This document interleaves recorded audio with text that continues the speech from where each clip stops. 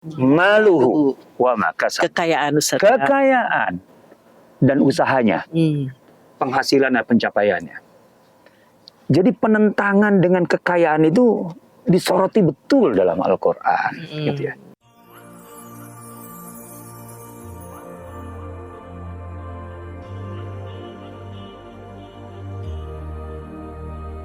لأجاريهم قلدت ظاهر ما فيهم فبدوت شخصا آخر كي أتفاخر وظننت أنا أني بذلك حزت غنى فوجدت أني خاسر فتلك مظاهر لا لا لا نحتاج المال كي نزداد جمالا جوهرنا هنا في القلب تلالا لا لا نرضي الناس بما لا نرضاه لنا حالا ذاك جمالنا يسمو يتعالى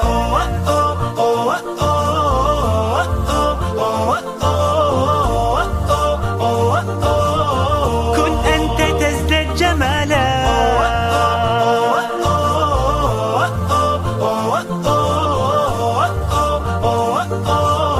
كن أنت تزداد جمالا لا لا لا لا لا لا لا لا لا لا لا Assalamualaikum warahmatullahi wabarakatuh. Apa kabar pencinta sirah dimanapun berada? Masih kembali kita bertemu bersama isi dalam perjalanan umroh peradaban bersama Ustadz Asep Sobari. Alhamdulillah sekali perjalanan yang sangat luar biasa.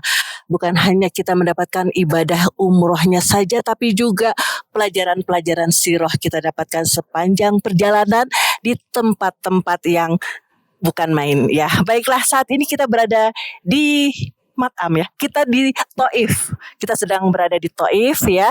Lalu kemudian tadi kita udah melalui perjalanan ya, Masya Allah Ustadz. Sepanjang perjalanan dari Mekah ke Taif, kita lihat bagaimana suasana perjalanan di sana. Di situ di mana Rasulullah berjalan kaki ya untuk menuju Taif. Kemudian kita juga sudah melewati tadi Masjid Abdullah bin Abbas dengan madrasahnya. Lalu kemudian kita juga melewati masjidku. Tentunya ini kita nggak bisa tahu ya Ustadz ya, kalau Ustadz tidak jelaskan, terangkan apa-apa aja ya yang di dalam perjalanan itu. Terus terang kalau orang umroh biasanya nggak sampai mikir ke Taif Ustadz ya. Tapi alhamdulillah dalam perjalanan umroh kita yang spesial kali ini kita berkesempatan untuk berkunjung ke tempat-tempat yang penuh sejarah seperti ini. Baiklah, sekarang apa ya nih, kita mau cerita apa? Intinya ini aja Ustadz, apa sih intinya pentingnya kita berkunjung, kita berziarah ke Taif ini, karena banyak sekali pelajaran mestinya ya Ustadz ya, kita dapatkan di sini ya Ustadz. Baik Ustadz. Ya, Bismillah wassalatu wassalamu ala rasulillah wa ala alihi wa sahbihi wa mawala nama ba'd. Para pecinta sirah sekalian dan pemirsa, para viewer podcast isi dimanapun berada, banyak yang bisa diceritakan dari Taif, dari masa ke masa gitu ya. Bahkan kalau kita cerita tadi, kita tarik dari pra-Islam gitu ya, dari pra-Islam sekalipun, dan kemudian sampai setelah Rasulullah SAW wafat, dengan tentu saja mengangkat yang paling penting adalah Taif sebagai salah satu perkembangan madrasah Islam gitu ya, yang juga berkembang di kota-kota besar di wilayah Islam, yang kemudian punya peran besar di kemudian hari untuk melahirkan ulama-ulama besar gitu, yang menjadi rujukan umat sepanjang masa. Di antaranya adalah Madrasah Abdullah bin Abbas, yang monumennya adalah Masjid Abdullah bin Abbas yang ada di tengah kota Taif. Sebenarnya belakangan ya, artinya belum terlalu lama memang, pemerintah Kerajaan Saudi membuka Taif untuk sebagai destinasi wisata di luar umroh ya. Sehingga sebenarnya kesempatan terbuka sekali untuk siapapun berkunjung ke Taif ini gitu ya. Cuman sayang kalau kunjungan itu tidak disertai dengan menggali latar belakang sejarah Taif. Dan itulah yang kita coba lakukan, yang isi lakukan. Ya. Karena memang perjalanan kalau sekedar ya melewati gunung-gunung, rekreasi aja ataupun gitu, rekreasi naik kereta gantung, ya di tempat lain pun ada, bahkan mungkin lebih mengasihkan, gitu ya, mungkin gitu ya. Tapi kalau sejarah tentu saja tidak bisa ditukar. Yang terjadi di satu tempat tidak terjadi di tempat lain, juga peristiwanya, tokohnya dan seterusnya. Sebenarnya kalau kita kembali ke sirah dulu aja lah ya. Apa pentingnya Taif sih dalam sirah? Nah, itu dia Ustaz. Saya akan mulai dari surah Al-Mudaththir. Dalam surah Al-Mudaththir itu sebenarnya ada bagian ayat ya, dari surah Al-Mudaththir yang akan terkait dengan Taif. Secara tidak langsung. Kalau kita baca surah Al-Mudaththir dari ya ayyuhal mudaththir qum fa'anzir wa rabbaka fakabbir wa siyabaka fatahhir waruzza fahjur wala tamnun tastakthir wali rabbika fasbir. Itu kan adalah ayat-ayat pertama yang diturunkan kepada Rasulullah untuk memulai kerasulan beliau berdakwah. Ya. Tapi kan ayat-ayat kemudiannya itu membicarakan tentang tantangan dakwah. Di antaranya adalah berhadapan dengan tokoh-tokoh besar yang jelas jauh lebih senior dari Rasulullah SAW. Jauh lebih berpengaruh dari beliau karena senioritasnya dan juga karena status sosialnya dan bahkan kekayaannya jauh lebih kaya dari Rasulullah SAW. Sehingga di tengah masyarakat di mana ketokohan dan lain sebagainya itu dibangun berdasarkan faktor-faktor tadi, senioritas, kekayaan, pengaruh masyarakat, itu menjadi tantangan tersendiri bagi Rasul untuk berdakwah. Beliau waktu itu kan baru 40-an tahun. Taruhlah ketika dakwah terbuka itu kan 43 dakwah terbuka loh. Iya. Kan nambah 3 tahun Ustaz ya. Dong, otomatis. Karena kita kan sepakat bahwa Rasulullah SAW mulai jadi Rasul di usia 40, kemudian dakwah terbatas itu istilahnya. Jangan dakwah sembunyi-sembunyi ya, karena nggak ada yang disembunyikan sebenarnya Ustaz ya. Nggak ada yang disembunyikan. Nah, jadi ketika Rasulullah dakwah terbuka sallallahu alaihi wasallam, tantangannya itu pertama ya tokoh-tokoh ini, karena memang mereka yang memegang kendali kota Mekah. Sementara Rasulullah dengan dakwahnya itu jelas, siapapun paham kok. Semua orang paham dengan dakwah Rasulullah SAW bahwa yang dilakukan Rasulullah SAW akan mengubah tatanan. Pasti, pasti. Jangankan yang dekat-dekat di Mekah, yang baru ketemu sekali saja, kita pernah bercerita tentang Bani Syaiban. Ada di situ Al-Musanna bin Harithah Syaibani. Ketika pertama kali mendengar penyampaian dari Rasulullah, dia berkata, wahai Muhammad, yang kau sampaikan ini pasti akan menakutkan para penguasa. Akhirnya kan langsung kesannya. Nah, maka Al-Walid bin Mughirah, ayah dari Khalid bin Walid, ayah dari Al-Walid bin Walid, dan saudara dari Hisham bin Mughirah, dari Abu Umayyah bin Mughirah, dari Al-Faqih bin Mughirah, dari siapa lagi? Hashim bin Mughirah. Ini adalah keluarga besar, penguasa besar Mekah. Itu kemudian berkata atau menantang Rasulullah SAW. Artinya dia tidak merasa pantas untuk menjadi pengikut, karena dia memang pantasnya merasa diikuti. Sampai-sampai dia mengatakan, Muhammad, kalau memang engkau diutus oleh Tuhanmu, ada yang salah. Seharusnya bukan engkau, tapi aku atau tokoh lain. Laula nuzzila hadzal Qur'an. Al-Quran ini seharusnya diturunkan bukan padamu, tapi kepada ala rajulin, tokoh dari salah satu 2 kota yang sangat berpengaruh, yaitu Mekah atau Taif. Nah, penentangan Walid bin Mughirah yang luar biasa karena pengaruhnya yang dahsyat. Ingat, Walid bin Mughirah otomatis adalah sesepuh Bani Makhzum, dan Bani Makhzum adalah pengendali pasukan khusus atau pasukan elit Mekah. Bisa dibayangkan.